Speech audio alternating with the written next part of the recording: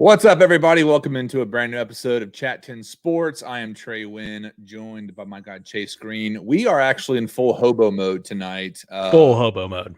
Chase is coming back from a kickball game. I'm actually coming back from the park with my kids. So we're full recessing. I hope you're doing well on this Thursday night. Obviously, I got some money riding tonight, Chase. I don't know if I told you this prior to recording, but your boy, via FanDuel, coworker of mine actually threw me a link to give me some free cash money. Oh, so we talking about, I'm going to probably pull it up and keep an eye on here if I can, but once this game goes live for Thursday Night Football on Prime, I'll try and keep it on that. But going straight money line for the Steelers.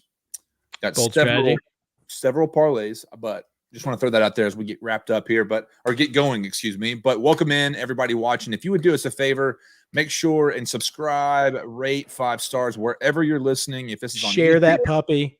If you're watching live with us, make sure and comment with us. Give us your thoughts. We're going to talk about a ton because, as you can see in Chase's beautiful background, that stadium right here is going to be full on Saturday come 3:30. And obviously the Power T here, it's going to be wide open for the Tennessee Vols to run through. We're going to talk about that, preview the entire college football landscape, give our thoughts as well on that, and then we'll obviously move to some Tennessee Titans and redemption's coming, or it's about to get worse. It could get really ugly. Yeah, so we could be looking at the postseason prep kind of becoming Monday morning should things go south. But again, welcome in, Chase. How are you today? How was your day? How's your week been? Give me the rundown. Well, start a new gig. So now we have gone through all the fun HR compliance stuff.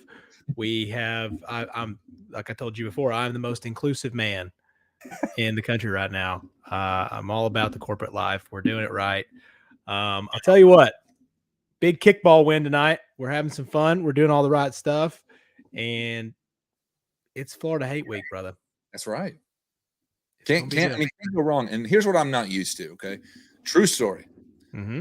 Coworker of mine, huge Georgia fan, diehard Georgia fan, came up to me and said, "Dude, y'all are going to curb stomp Florida this week." I don't like those comments. See, that's my exact reaction was like, "Oh Lord!" But you want to have that swag to walk around and think this team is going to absolutely dismantle Florida. What's up, yo? I don't know who Facebook user is, but I'll throw that up there and say good evening to you, Facebook user. Yeah, we just got Facebook user. Yeah, in case you're watching on YouTube, Facebook, we're also obviously on YouTube and Twitter as well. But give us a comment, tell us where you're watching from, or just give us some thoughts. But as I was saying, Florida coming to Neyland. We're not used to this kind of thing. It's always a weird week. Obviously, a couple of years ago, we thought we were going to be competitive with Jeremy Pruitt, and things just seem to have gone south quick. So, yeah, what are your thoughts? How are you feeling? I'll share my thoughts after you. Yeah, go ahead. You want me to go first? Yeah, you go first. Okay. I want to hear where you're at and then kind of compare contrast because, tell me what you think about this weekend for the Tennessee Vols. I'm ready to be hurt again. just to be honest. I mean, it's one of those things. I don't know why I dislike seeing the double-digit favorite aspect. Mm-hmm. Mm-hmm. It's weird because it's like this psychological thing where Tennessee, from a talent perspective, is better. Mm-hmm. Is better. They look better. But there's that Florida thing, man. And Gavin, throwing it up. That is a very safe pick. Yeah. But I still don't know if I love it. It's the craziest thing this week. Is always one of those is any sort of Vol fan. I mean, we can be honest, we're Vols fans. 100. But this week is just pure torment because my boy JJ, we had a good conversation today, and I'm totally going to steal some stuff from him earlier. I don't know. Do you actually know the record versus the big three, Florida, Georgia, and Alabama? I think it's in the last, what was it? Let's get the exact number. In the last 15 years, do you know what the record is?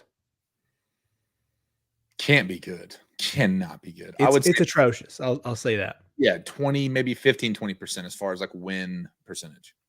Not even close. Sure. We are 3-41. Oh my god! And all 3 of those wins came in 15 and 16. So Georgia, Florida, Alabama. That's who we're talking about. Yeah, that's not good, people. 3-41. Obviously 7-41 for the Titans last week, but that's It's so bad, dude.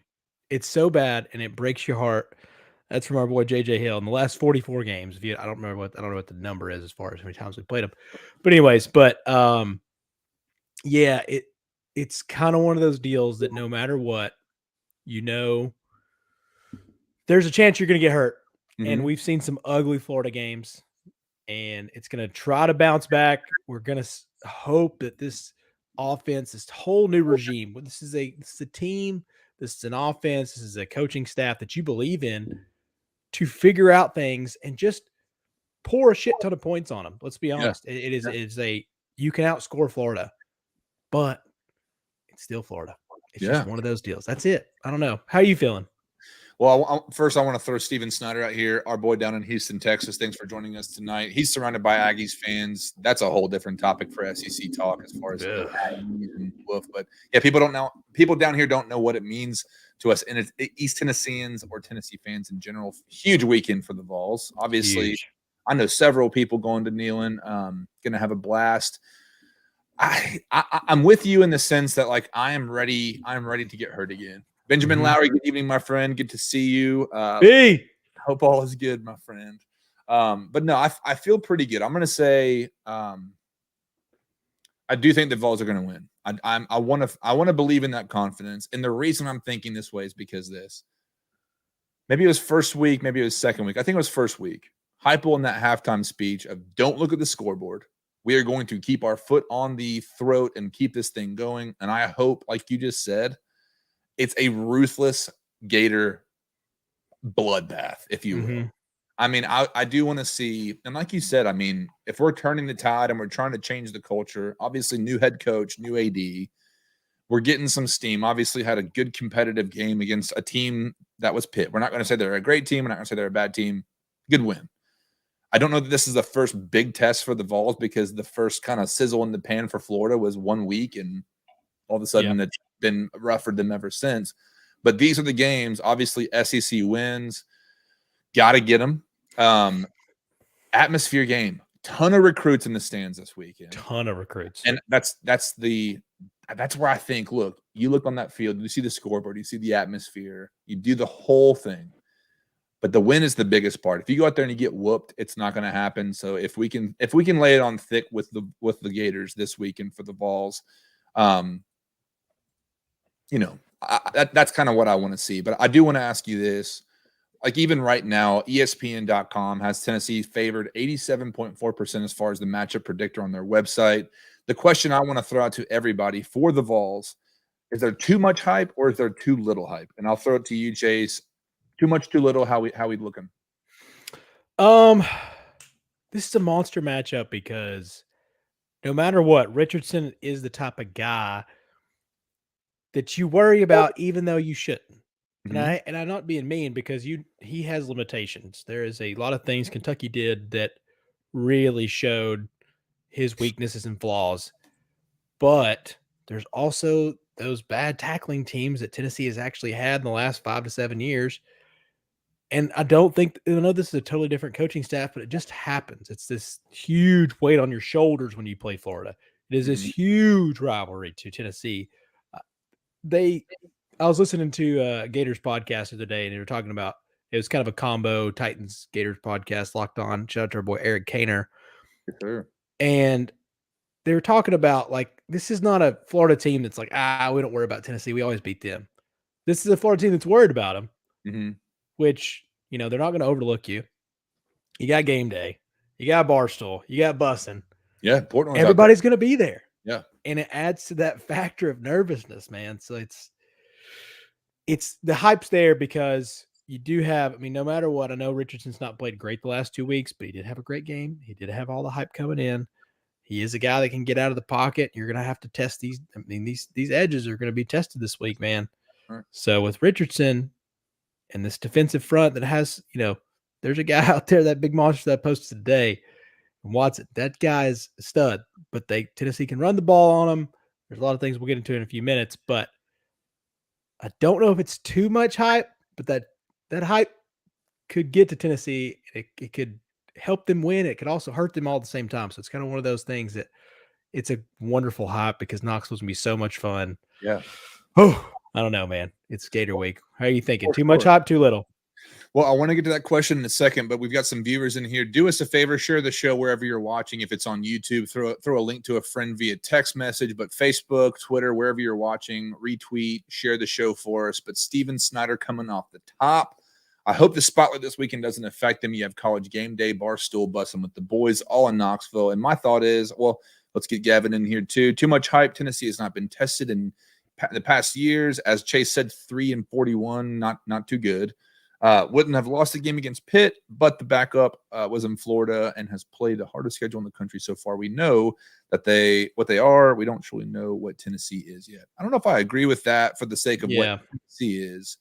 I agree in the sense that they've been tested, or they have not been tested by these teams in the SEC, and especially like we referenced, like these games we have shit the bed straight up. Like we have not prepared. We've not gone out and looked well, as far as prepare, kind of like the Titans on Sunday or on Monday Night Football. But I will say this. If this is too much hype for Tennessee, then we do have big issues. Yeah. Because, I mean, Nico's coming, NIL deals. You got recruits in the stands. This is college football at its finest, and the Vols have to come ready. Put it on the table and hit the ground running, because if we can't do this, and this is the big kicker for me, it's been a really long time since we've seen two numbers by a Tennessee logo, and we're at number 11 this week. And you got to wonder, if you put that handy beating on a team like Florida, we're looking top 10, right? I mean, that's a realistic expectation. Realistic expectation. Somebody will have to lose.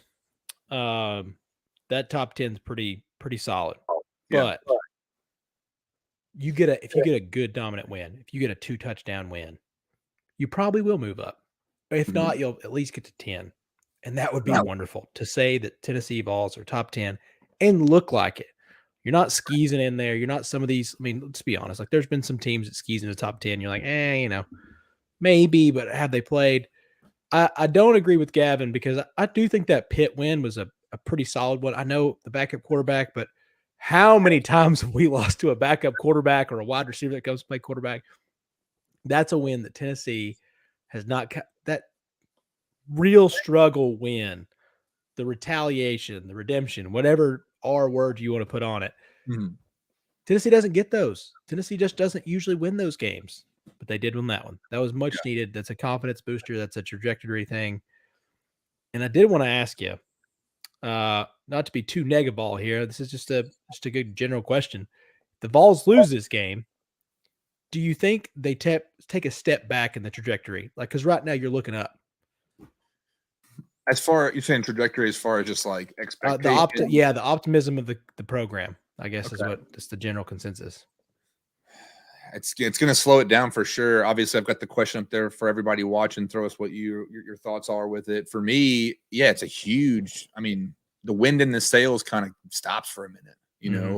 Especially we talked about. I want to dig into it a little bit more as far as the recruiting side of this, because traditionally for Tennessee, this is a game. Yeah. There's a this third Saturday in October. Like, it is one of those games for the Vols that traditionally, I grew up on it. You grew up on it. We played Florida and we competed with Florida consistently. But you said the last 15 years we're 3-41. Last 44 games. Yeah, it's just like 14. I thought you said yeah. Okay. That's I said 15 years, knowing that it was. Yeah. Anyway, sorry, but no, it's that's one of the things they have to right the ship. But what are you thinking? I mean, how much of a hit does the team take given what they have going right now?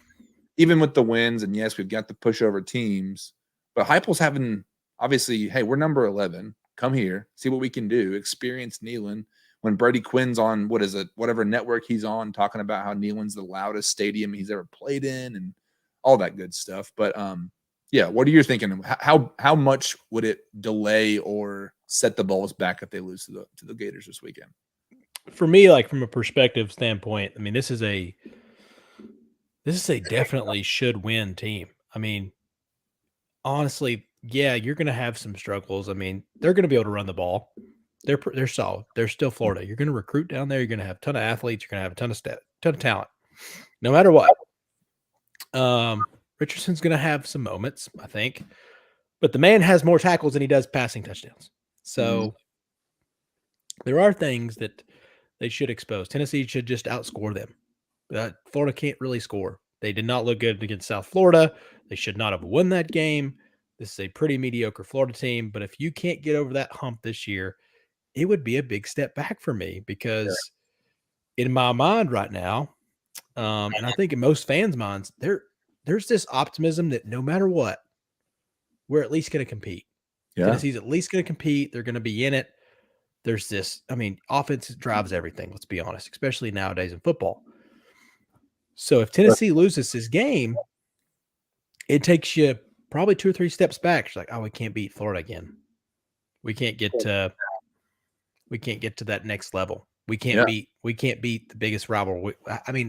Honestly, probably since mid 2000s, it's our biggest rival, even though it's not a close matchup as far as the numbers go, but every game feels like it. You're talking Hail Mary game, you're talking about the 13-14 game.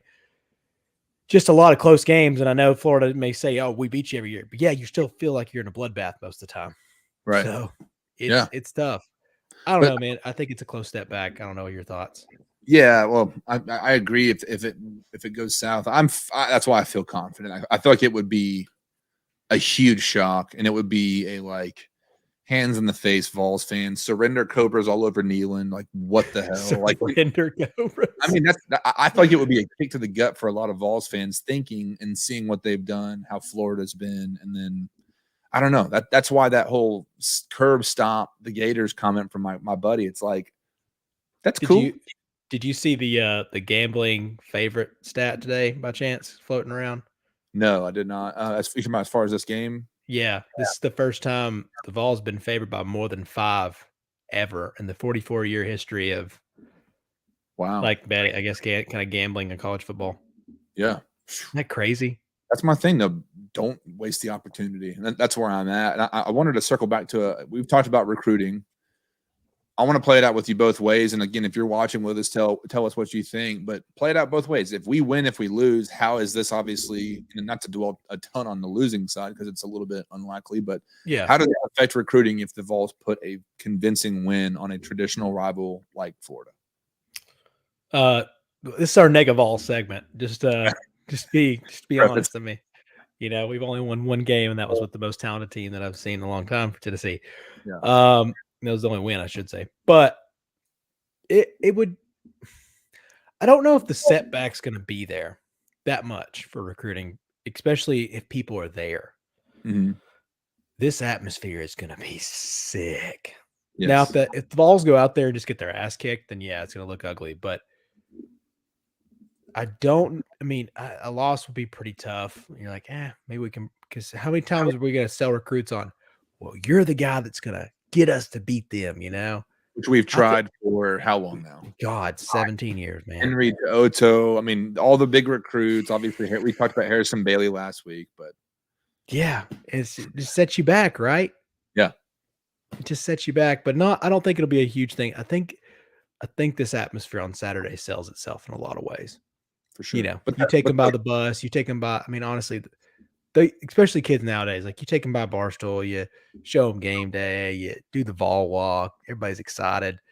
There's Josh Dobbs he's doing some sort of sweet tailgate party. There's gonna be all sorts of stuff. It's gonna be wonderful. They're gonna love it. But I'm really hoping that we don't have to worry about that. No doubt. That's where I'm almost like timeout. The idea of losing is very much like, it just seems outlandish in some ways, given the home field advantage, the whole 9 yards. But my thought with this, though, is obviously we're still kind of transitioning and getting used to the days of the NIL. Mm-hmm. Like, how much does this visit? How much does the atmosphere? How much does it really sell versus the straight up dollars and cents of college football, where people are no longer stuffing McDonald's bags? No more money.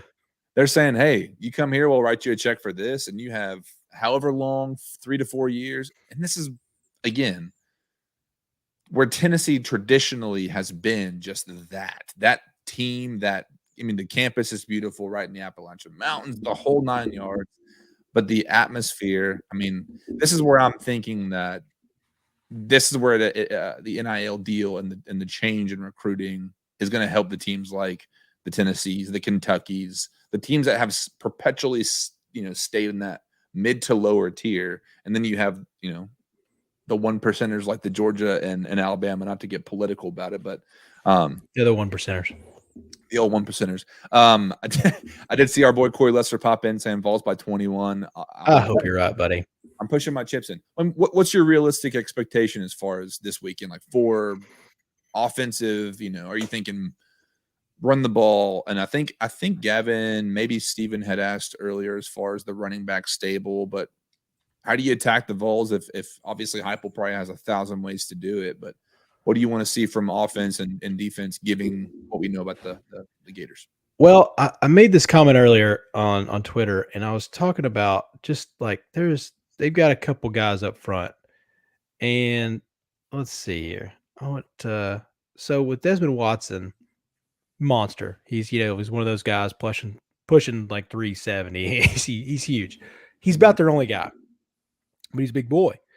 And I know I got a lot of comments from my boy Ryan Smith, Day Vol, all those guys. He's talking about he's the type of guy that's going to fall down a couple times to take those breathers, or he's injured. Mm-hmm. I really think if Tennessee sticks with it and doesn't shy away, and I'm not trying to like curse anything, but small and those boys they struggle to stay healthy sometimes. Mm-hmm. If everybody stays healthy and they continue to just stay with it, I think Tennessee's really going to run the ball down the stretch on Florida. And I think because their strength, their secondary, they've got a couple guys that can really play.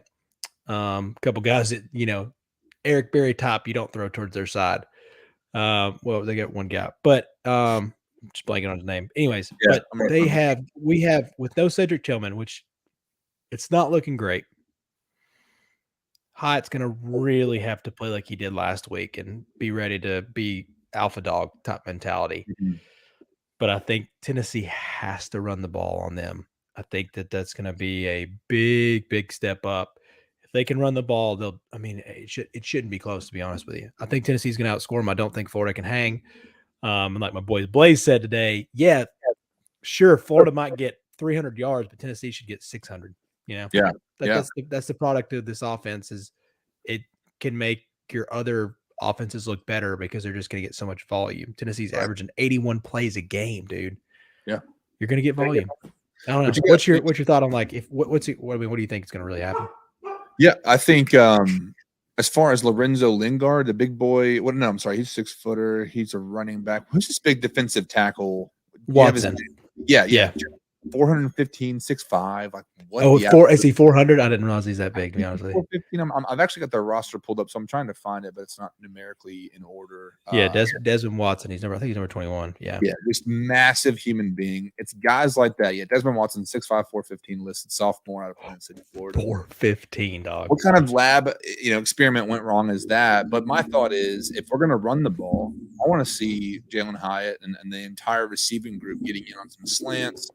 Getting in where these guys are going to jump in. Obviously, let me see if we can quench this guy over here who's spamming our stuff on Facebook. But my immediate thought is Heupel and how he attacks their defense when you have a behemoth like that in the middle and extend him out, make him run side to side and all that. Mm-hmm. And then that middle can open up. So that's where I'm thinking. I feel like we finally have a coach. And God, I'm so reluctant to say this on record right now. Given the coaching history, I feel like we finally have a coach that knows how to offensively attack and dismantle a defense. Just because, like you said, 81 snaps, they have the ability to move quickly.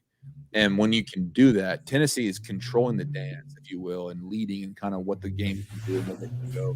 And then you throw everything else, the home field advantage, the crowd, the atmosphere. Florida, obviously, the pressure's on Florida, in my opinion, this weekend. Mm-hmm. So that's just my thought. But offensively, I want to see him sling it. I want to see everybody getting a touchdown. Obviously, I don't know in detail as far as injuries and things, but obviously it's the next man up. Here we go, guys. Gavin, I love this. Vol Nation, let's ride. Corey Lester coming in. Contain that QB early. Establish the run game. Limit the stupid penalties. 34-14. I love it. We'll get to some predictions here in a little bit. But yeah, as far as just overall, that's where I'm just content. I'm going to pop some popcorn, watch this game and say, entertain me, Josh Yeah. Allen. You know, Yeah, make it. because I want to touch on Corey's point.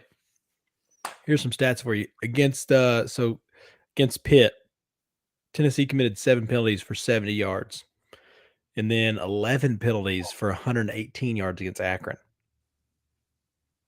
That's tough, man. We had 10 penalties last year against Florida.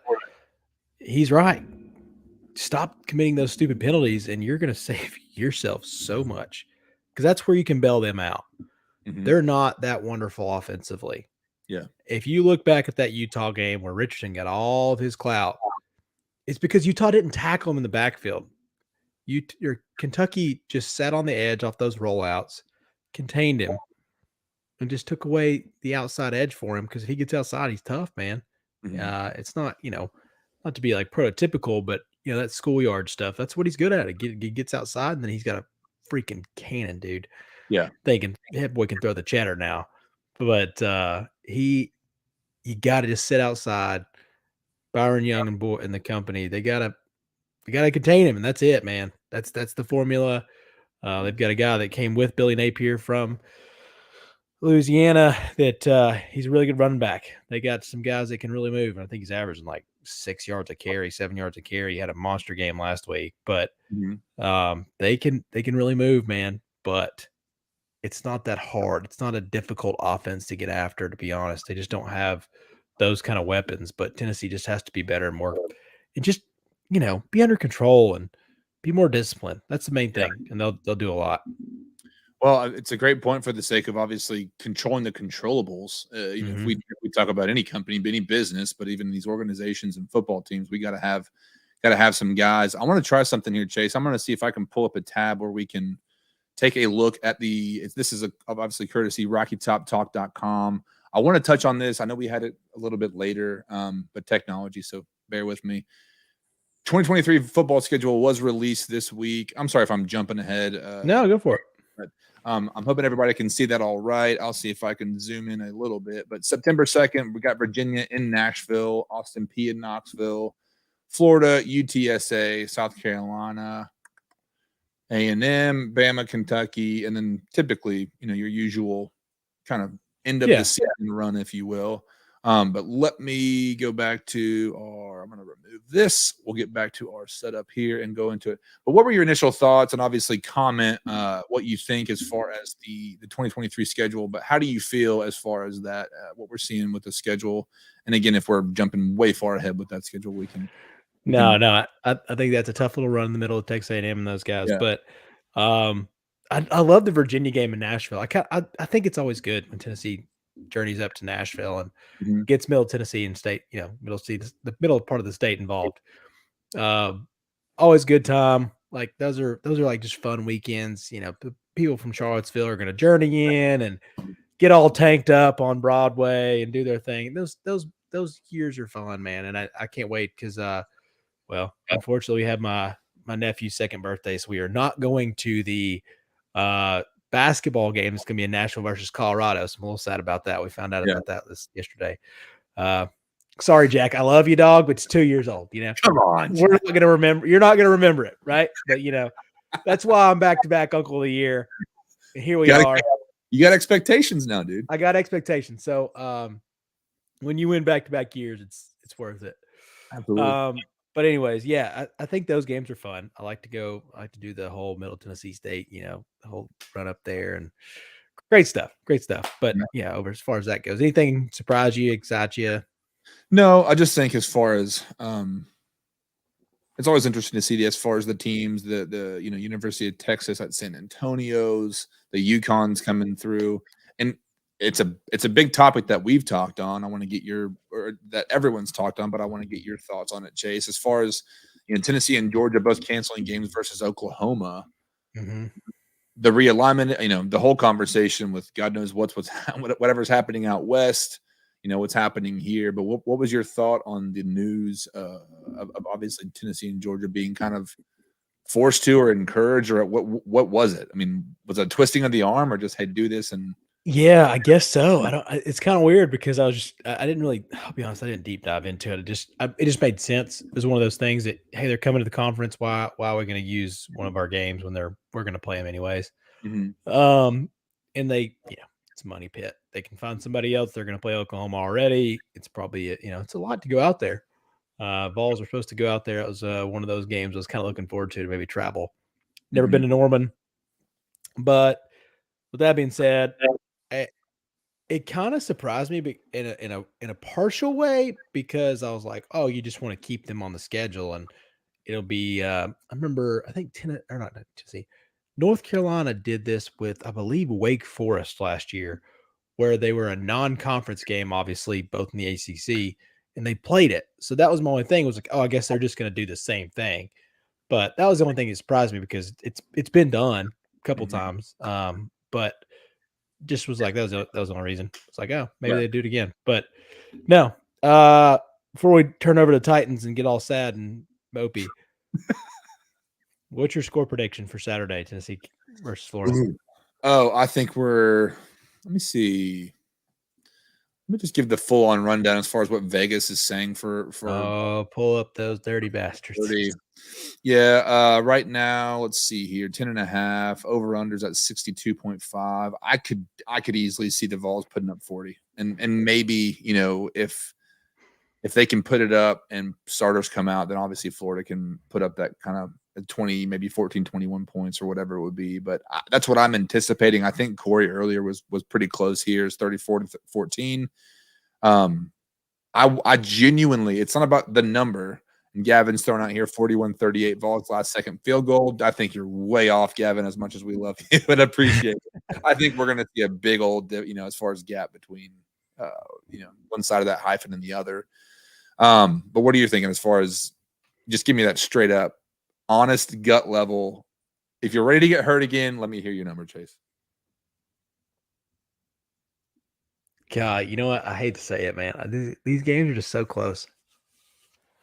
Like what I'm feeling right now, this is totally going to change. I'm gonna say Vols by 1 million on Saturday, but right now I'm in that stage where I just don't know. For some reason, it just doesn't feel right. But I'm going to say, and this is going to be closer because it's going to be more of a, I think Tennessee goes down and scores at the end. I think it's 35-28, but I think it's really close throughout the game. Really? 35-28. I think it's going to be close. Steven, I have no factual basis on why this is going to happen. I just know what this game is. The only factual basis I have is just years, and I think it's finally going to turn the tide for Tennessee. They have to. But you're ready. Yeah, but Tennessee's going to win, but it's just going to be a grind, and I'm going to be sweating. I'm going to be drinking. I'm going to be eating. And it's going to be just all kinds of nerves going on. I'm going to bring out the Tums. Just going to need it, man. But see, this is where I feel, and we got scores coming in. We got predictions, rivalry, but I did want to throw Gavin his credit here, saying rivalry games are hard. Totally understand Gavin. Where you're at, friend. So not to throw shade at him for his prediction. I just think, in my opinion, I find that the Vols have been clicking offensively. We'll see what happens, but I'm expecting it. Hendon Hooker for Heisman. Don't sleep on the guy. I'm all for it. I love that he's getting up there. And we talked about Joe Milton. I did want to talk about some things, though, as far as just college football in general. If you're watching with us, tell us what games you're watching. If you're throwing money on stuff, tell us what you're thinking, how you're feeling. What games this weekend? I'm going to try and pull up a schedule here. If you don't already have it, Chase, I'll throw it at you. But just a big weekend, obviously. It's a way better weekend than last weekend. I'll say that. Yeah, that is for sure. Obviously, top 25, Georgia's, Kent State. Can't say I love that matchup, obviously. Texas is going to Texas Tech. Trying to look through here and see what pops out. Taco Tech. But I mean, just Clemson and Wake. That was probably going to be that was your biggest competitor for game day. They've not been to Wake, and if Florida would have lost, they definitely would have gone there. Yeah. That's going to be a good one. Clemson's touchdown favorite at Wake. It's going to be fun. It's going to be Clemson's big test, man. Mm-hmm. They look good, but we'll see. Yeah. Wake's good. Wake's solid, not great. It's 3-0, barely cracking the top. You're not playing great competition yet. Yeah. So I really look forward to seeing that game. That's gonna be my first one to probably bet on. I like Clemson with the money or with the point, or I mean fading the points, I guess. Let me ask you this: Texas Tech, man. what about Notre Dame, Carolina, as a Tar Heels fan? Okay, so Notre this Dame one, has been yeah, and I'm going to say this: if you want to see Notre Dame score points for the first time, it's going to be on Carolina's defense. Yeah. Trey, me and you could probably go out there and get 200 yards receiving. I'm not going to lie to you; they're atrocious on defense. But Drake May is going to be a future Heisman winner. I'm going to lock this one in. Carolina by a touchdown, by 10 points. Gavin's right there with you. Yeah. North On the Carolina's money. just a way better offensive team. They're just going to outscore them. And it's very similar to the fact it's very, very similar to Florida and Tennessee. They're just going to outscore them. Notre Dame just can't score. Just can't score with them. They might have their most yards of the season, but cool. Yeah. They're going to have their most yards against them all Right. season. So I don't know, man. I would take Carolina, and I would take that strong. Yeah, I like this. Steven Snunner coming in Arkansas and Texas A&M 11 and 11. That's gonna be a good one. Yeah, that's gonna be a good one, man. I look forward. That's me, Arky. Oh, last week was a scare against Missouri State, man. So I had the whole fam watching that. Just I made my nephew and my aunt and uncle watch all the games with us, man. So they we had to like three screens basically up there and rolling. So it's great. So I just got word that one of my parlays just hit in the first half. So we got that going. Let's go. Who'd you get, baby? I think we're talking. We had a couple going, but I think we're talking Amari Cooper. He's saying Cooper, Harrison, and David Njoku in the first half. And I gotta check. I gotta check some numbers here because if that's the case, we just got a big hitter. I'll get back. Yeah, we might be buying some steak dinners, baby, this weekend. Let's go, baby. Let's go. But as we move on, good this weekend. As we move on to the NFL, I'm not sure who's keeping an eye on that game. I couldn't pull up the prime as far as Steelers and Browns tonight. But as we do, closing out the college football world, let's move to some NFL. And let's, again, if you're watching with us, share your thoughts. But obviously, the Tennessee Titans are going to require a massive reset. Let me take this comment down here. I'm sorry. I didn't realize we were still up there, Steven.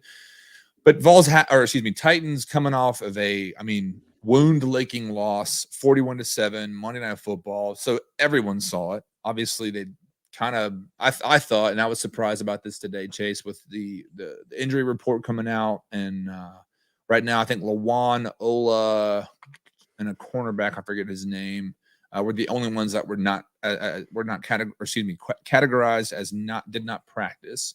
I'm not going to be shocked if Lawan doesn't go. If he has a week, to be straight, like I know Teresa Walker and I tweeted at her because she put the tweet up about Lawan not being on, or I guess just the report yesterday. The fact that he was not on there was great news, but the fact that he's not been deemed, to the IR, or we've not been given much information, even from initially Buck Rising of A to Z Sports and 104.5 The Zone's report that he is likely or feared to be out. But what are you thinking? Like, where are you at with the Titans? Because I know our first question for everybody watching is, does our fan base have any hope? Tell me what you think, because I feel I'll tell you what I think. But Chase, do we have any hope as far as what this Titans team can do against Devontae Adams? Obviously, are they 1-1? I think they're they're 0-2 too. Okay. But we did talk about them a bit on Tuesday as far as sad fan bases, and got into that topic, which I think you could make a case there. Yeah. But what are your thoughts on the old Raiders coming in, and what do the Titans have to do? But main question is, does the Titans fan base right now have any hope? It's the lowest I've seen in a long time. Mm-hmm. I think that Bills game, like, don't you feel that when the Titans' backs are against the wall, you look bad, you play a bad game, you play down to your competition? I'm going to say down to your competition. I don't think the Giants are very good. Mm-hmm. But coming in, expectations, this Titans team, I didn't have the highest of hopes. I didn't think they were going to be nearly as talented, but you just assume this coaching staff's done so well, just winning games. You just thought they'd be competitive at least against the Bills. And granted, not taking anything away from the Bills. They were incredible. Stephon Diggs is a monster. But you just at least thought they'd be competitive.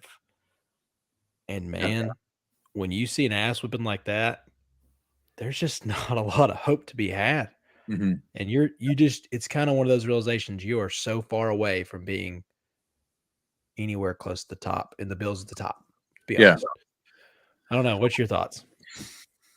Do you have any hope today, Mr. Wynn? I do. I have a lot of hope today just because I think we've been here so often.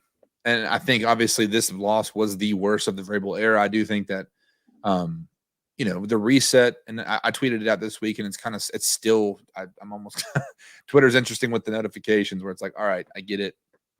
We got to move past this one tweet. But I had tweeted out basically saying this team is going to find out how good Mike Vrabel is, because I'm not going to be shocked if they are picking top 5 in the draft, or if we win the South and we get a playoff. Yeah. But at this point, I do appreciate the fact, as much as we've seen from Todd Downing, it's not a knee-jerk reaction, and especially Vrabel being straight up asked. I think Tehran said, hey, a lot of fans and people have opinions of Todd Downing and asked for him to be fired. But for Vrabel to push back on that and say, listen, we're not making any changes, I appreciate that Vrabel's cool, calm, and collected. Obviously, I forget, signed a couple players off of practice squad. So the Titans are obviously not going to just fold, and there is a ton riding on this game. But a lack of hope. I mean, how do we read that? How do we measure that? People are selling tickets for this weekend.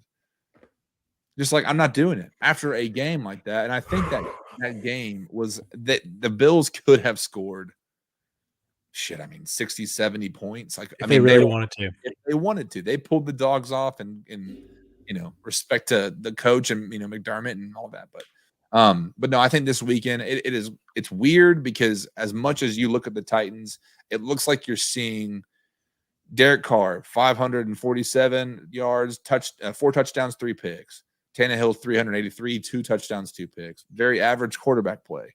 Not a great rushing stat for Josh Jacobs. I actually have him on my team.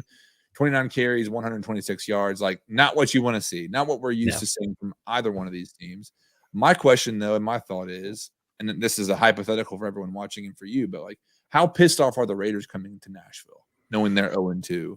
Yeah. Obviously on the road, and home field advantage is going to favor the Titans. But 2 weeks ago, we saw a bad team come through here that who knows what their motivation level was. And first half, it looked like it was dead, and it just completely changed at the time. But all that to say, I think that we have to find some type of, coming out of the gate and maintaining, because this team was a second half team for so long, and we have yet to see it this season. But yeah, we got to get something going quick, and got to get it back fast. But going back to Taylor Lewan, though,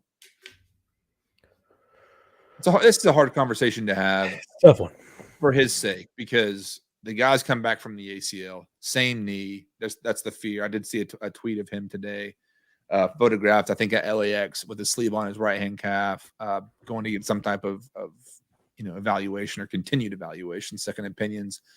But my thought is, with Taylor Lewan, if we're looking, Tannehill most likely done in 23.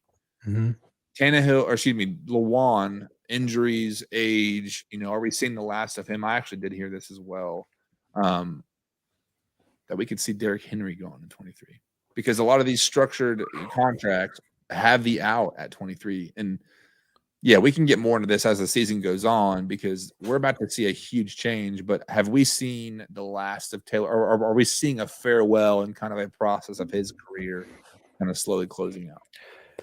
Yeah, I think so. Unfortunately so. Because, man, like, there's not been anybody.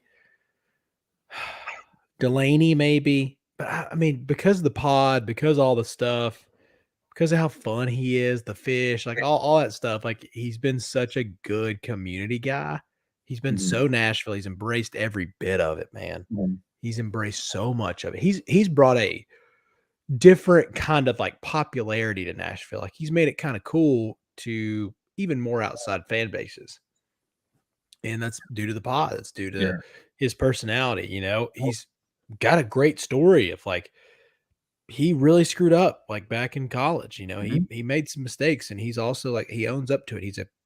He's somebody you want your kid to kind of look up to. Like, hey, when you screw up, bounce back. Make something of yourself. He's fun. He's got the the boss hog attire after the contract. Everything about him was so great.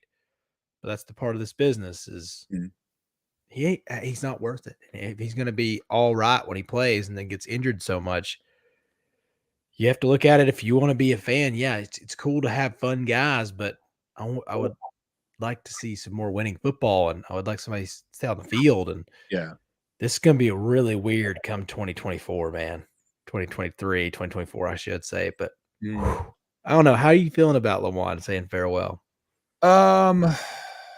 I think it's inevitable, obviously, for anybody, but the way it's happened for him, people just jump at the opportunity as soon as he went down, and it sucks. It was like one of the first series or whatnot for Lawan, but given our offensive line issues right now, how fast people are to just throw crap at him and bring everything up as far as this pretty boy with the podcast, and he's always injured. And I did find it like ironically poorly timed by the broadcast of saying, yeah, Lawan's down in the field. By the way, Lawan has not completed a whole season or played a whole season since 14 or 15 or whatever it was. And it's like, damn, dude, come on. It's true, but this is also what it shows you. Like, these offensive linemen in this league right now, and historically speaking, are not built to be those guys to go every single down.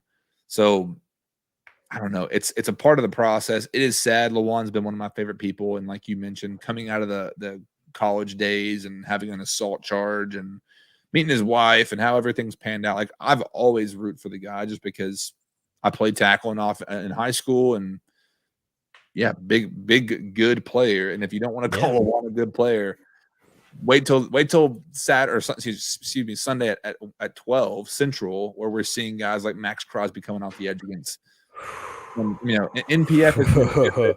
Yeah, Nicholas Petit-Frere has been good in the run game. I think a lot of guys have been very questionable in the pass game, but everybody has, buddy. We'll see. But yeah, it's real quick. What do you think?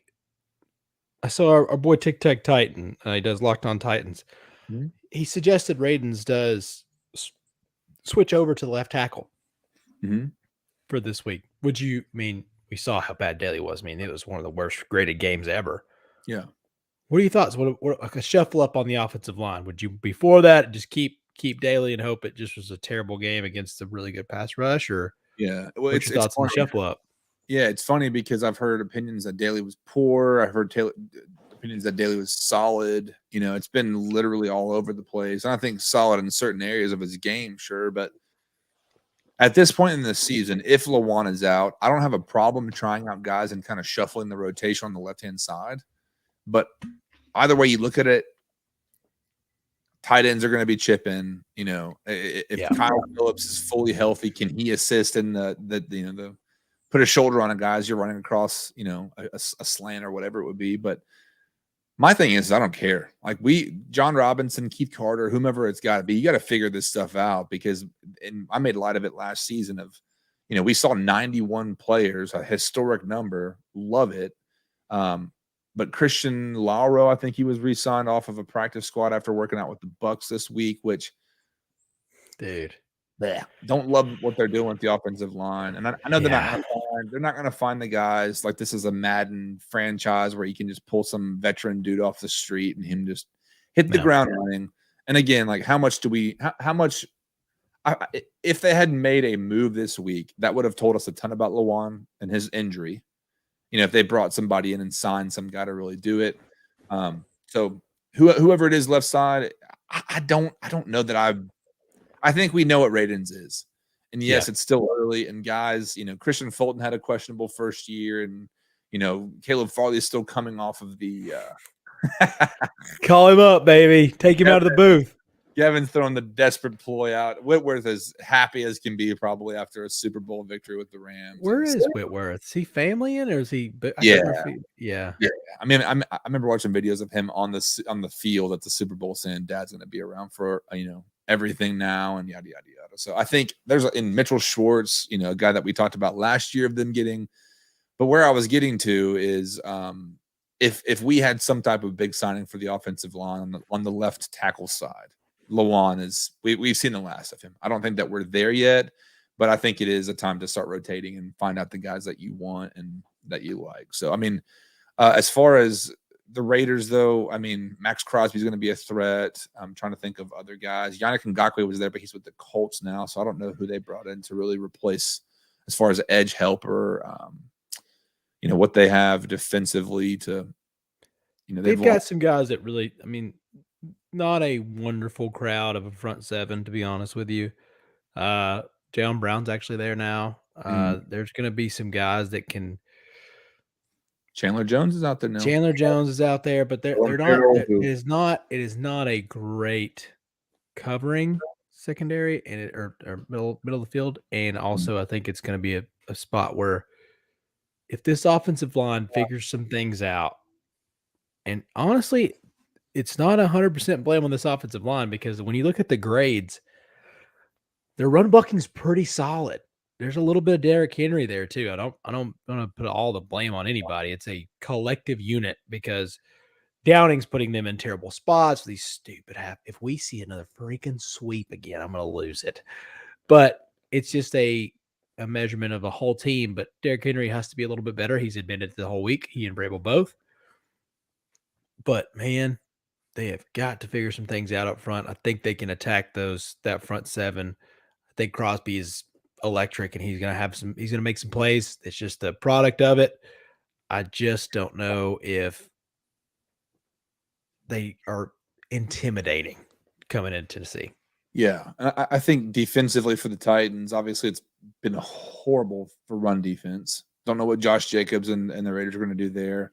But speaking of running backs and speaking for the Titans, I don't know how long we want to talk about this, but there's been a lot of conversation about Derrick Henry looking slower. People even saying he's been washed or move him. I even heard some folks saying, trade him for a 5th-round pick and let's lean into the soft rebuild or the full-on rebuild.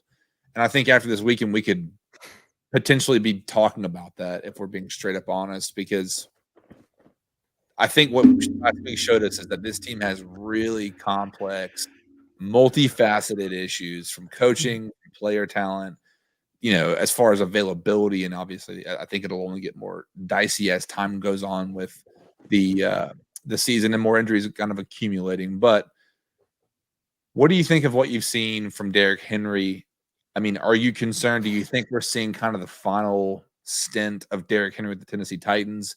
Or is it just a matter of all the issues hitting at once, and we've expected Derrick Henry to have those 60, 70-yard runs, and we haven't seen one quite yet? I think you're right. I think it's a collective part of it. I think it's when it's bad, it looks really bad for this Titans team because you relied so heavily on him to have those big hitter games. And I'll say that when Henry isn't carrying the absolute load that he has been and doing amazing things and doing all these cool, even if it's a screen pass or if he breaks off one and he does the whole jab, right hook hard, knocks you out kind of games. Mm-hmm. But if this line's not going to get any better, if we don't know if Malik's hit, I mean, like you talked about earlier, Tannehill's probably gone. Lawan's probably gone. If Farley's not that good, which I'm gonna flow to your question in a second, Gavin, talking about the defensive draft picks. Mm-hmm. If Farley's not that good, if Christian Fulton's just pretty good, not great, because he's gonna have a test this weekend. That is his biggest thing. Is if he can just be all right against Devontae Adams. Devontae Adams is my most talented receiver, if not top 3, whatever your rankings are. I don't care. Mm-hmm. He's up there. He's way, way up there. We saw what Diggs did to us last week. Oh, good Lord. Good Lord Almighty. But Fulton's probably going to be back. So he's been probably practice. And he's practicing. So but to get to your point, it's probably nearing the end because it's just situational. Yeah. That's it. Do you believe that, or do you think they kind of re-up it? Well, it touches on this as far as my thoughts, because you look at John Robinson's draft history. Obviously, A.J. Brown, good pick. Kevin Byard. Derrick Henry is a huge part of that. He's gotten talent in the league where Guys like Jack Conklin, guys like Corey Davis are obviously getting picked up and getting big deals and things like that. And some of those guys have moved on for more money that the Titans are not going to give them, which is not a shot against the Titans. It's just the NFL. Where he's had the success is great for the picks. Where he's not had the success, I think, is the bigger issue today. And again, like we talked about it Tuesday, of you go through a lot of picks and free agent guys that you've brought in and you've missed on a ton of them. You're just basically lighting cash on fire. But obviously, I don't think John Robinson or Vrabel are going to go anywhere. I think this is whenever you're going to see. And here's the scary part that Sunday kind of carries as far as a connotation for the Titans. If we lose, and depending on how we lose, that's where I think you look at the future in the next month to 2 months of this season of like, how do we really go about this? Because it's not likely for a team who would go 0-2 to make the playoffs, let alone a team who goes 0-3. So we're looking at some critical stuff. But if whatever the outcome is Sunday, how do you move forward whenever you have so much turnover in spots, or I guess potential and foreseeable turnover at spots? Because we've already got roster issues. Now we're going to lose the talent that might be older or injury rendered or whatever it would be. It's a scary spot. You know, it's a scary spot for the Titans to be on. The issue is I sound like a poor man's con counter. That's fine. I'm not sure what the point is there, but represent where you. I'm not sure if I'm understanding the comment. But I don't think we have to address that. It's just something for me. I find that the Titans could be in a really bad spot if you're losing a ton of talent. And our guy, John Robinson's been very, and I'll say this generously, inconsistent with draft picks and free agency. Yeah. Because look at our first rounders. Yeah. Yep. And I'm not trying to like harp on Farley. He's got a long way. He is so young. He's so young. Yeah, and Mike Herndon made a great point about him as far as you've seen guys, coming off of ACLs, Lawan, Bud Dupree. Like, you're going to give him a little bit of a grace period in the past to get his wings wet. Also, Henry's coming off of this, this Jones fracture where he was still in the sand pit for the latter half of training camp. So, yeah, I mean, and I want to pull this comment up here from a minute ago. Gavin was saying, y'all mark my words, we're going to win the division the weirdest way possible. Not like a Rocky movie. You never give up in the second round of the playoffs. That's realistic, I think. Never give up and lose in the second round. I don't know, man. I don't have the same confidence, and people are saying we've seen Vrabel do all these great things in Coach of the Year season, but how much and here's a question for you, how much has John Robinson played into Mike Vrabel winning Coach of the Year by having to overcome roster issues and rotating so many guys last year? That's just something I thought about of like, it's an ultimate team, isn't it? Like I don't pay attention to those teams quite like I do the Titans. Maybe sort of like the Falcons or somebody like that. But as far as a team effort from GM to coach, it's hard to find something as close. I'm sure I know the LA teams are doing a great job. All that stuff's really coming into play. But those two they were like a forced marriage almost a little bit. Yeah. And so, but it worked, but they fell in love. It's really worked out, and they have the same, they're both alphas. Like, that's who they are, but in different manners, Vrabel's the big tough guy alpha. And then I think John's just the swagger, cool, calm, collected, but he'll cry about AJ Brown too. So I will say, and I want to touch back on the playoff thing.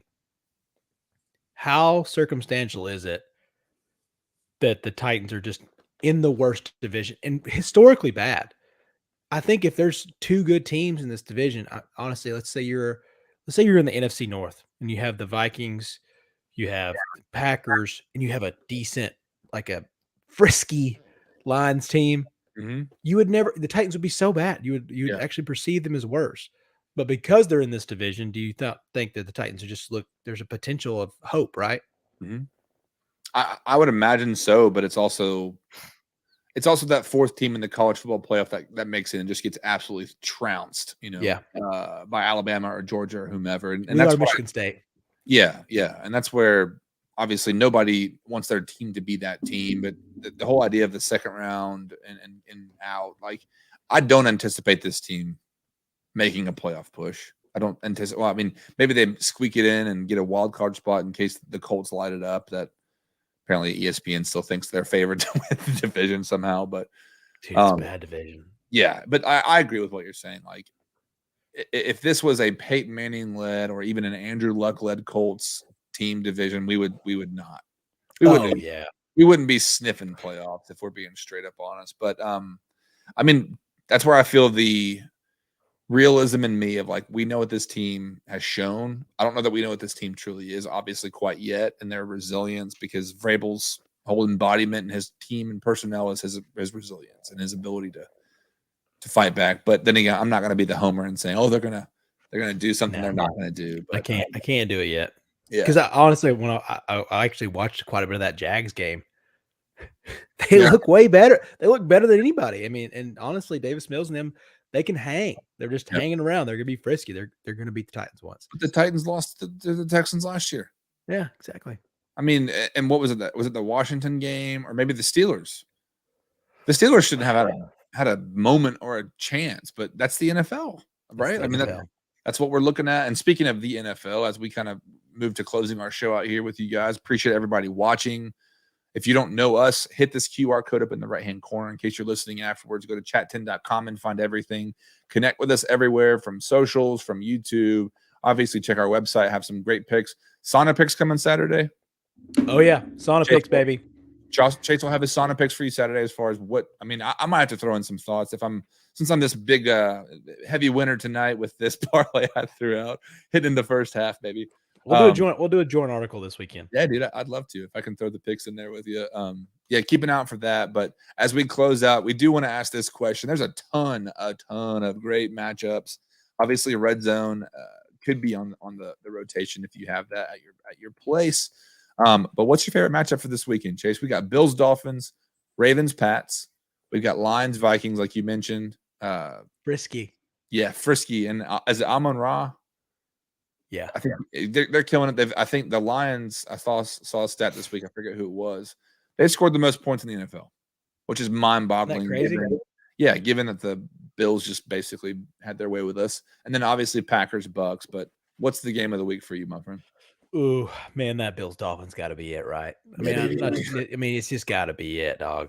It's that after what Tua did last week, the whole country's like, all right, do it again against the best, because from what I've seen from the Bills, dude, they are by far the best. It is no joke. I mean, I also love what, Mahomes is still doing good. He had some moments. He honestly, they dropped 3 picks last week, the Chargers, but the Chargers still look solid. Depends on what Herbert does. But as far as health goes, but the Bills are it, dog. And that comeback last week against the Ravens with the Dolphins, dude, that's some of the best football I've ever seen. Now, there's a lot of blown coverages, which I don't think you're going to see from the Bills. Right. Well, Micah Hyde, he's coming back slow. Their injury report today was like, oh, okay. Yeah. And they were already, and this is the scary thing for the Titans, just to know how good the Bills are. They were already down. I mean, a couple of good passes. It's like Nikes. Yeah. But they still had the success. But yeah, I mean, the secondary, and I think what Mike Daniels can do, that's where I think the mystery of Mike Daniels, it makes the Dolphins that intriguing, unknown dark horse, and especially in that division when you have obviously the Jets aren't going to touch much this year, but when you have the Bills and the Pats that are going to be competitive, I love it. But yeah, man. Dang, good weekend of football, man. Good weekend. Gavin did throw this one out here for us as far as Lions, Vikings. I don't know the intrigue of that game, and not to call Gavin out, but it's like the Lions, I fully anticipate just to have their way with the Vikings. See, that's the thing is I will also, that's probably my second one as far as like competitive. The Vikings are going to be pissed. The Vikings are going to be so pissed off. Justin Jefferson had a terrible game. Slay really threw him off. I think they come out. They're pissed. Lions want this. They have a chance. The Lions feel like that whole freaking what's the HBO show? What am I thinking of? Yeah, Hard Knocks. Yeah. I watched 2 or 3 episodes of this season. Yeah, the Hard Knocks vibe just carried over, And those guys really want to win. They love that man up there. Yeah. And Dan is just, he's got everything about him. And he seems like a great dude. Yeah. I mean, guys just love him. The whole coaching tree is former players. It feels like they have something. There's a little spark. The Lions are partially America's team right now. It's wonderful. The Vikings just want to come back because they lost a lot of hope last week because the Eagles looked damn good. I dig it. I'm stoked of the games that we mentioned. Packers Bucks is interesting for the sake of struggling offensively Bucks versus the struggling offensive Packers, which with two historic, Hall of Fame quarterbacks, obviously, but two of the ones those defenses are nasty, aren't they? That could be an entertaining game for sure. But yeah, a ton of obviously we'll get the Sonic picks out. We might have to I might have to throw out some NFL stuff because that's where I try to make my money or lose it, like I did last weekend. All right, I'll take Saturday. You take Sunday. Deal, bro. All right, I'll throw down. But yeah, everybody, thank you so much for watching with us. Obviously, if you're watching live, we appreciate you commenting. We appreciate you interacting with us. It's a ton of fun for us. But in case, again, if you're new, if you're listening post show, or if you're listening on an audio platform, subscribe. We're obviously going to be here every Monday and every Thursday at 8 p.m. or 8:30 p.m. Let me say it again. Monday and Thursday, 8:30 p.m. Eastern Standard Time from the top. Chat 10 Sports will be here. Missing our guy Blake tonight. We'll have to get him back next Monday. But let's close. He's just winning awards. No big deal. Yeah, he's just killing. I mean, we're all just like feeding him grapes and often with a big old elephant plant leaf or whatnot. But Chase, man, close it out. What do you think? Any closing remarks as far as the sports weekend ahead of us? No, man, it's gonna be another good one. College football at its finest this weekend. Everybody, if you're heading to Knoxville, be safe, have fun, Godspeed. I kind of want to, but I'm scared to go up there and spend $500 and watch that heartbreak. But it's gonna be great, man. Yeah. Got anything else to end her out? No, be safe. Make your picks. Obviously, we're gonna try and talk some some creative non-sports topics. I know we've scratched it, and if you're listening, if you have ideas, throw us a line somewhere on social or hit us at chat10sports@gmail.com. Yep. But all that to say, we're going to close it out. Thanks again, chat10.com, and we'll check you guys back on Monday. Peace.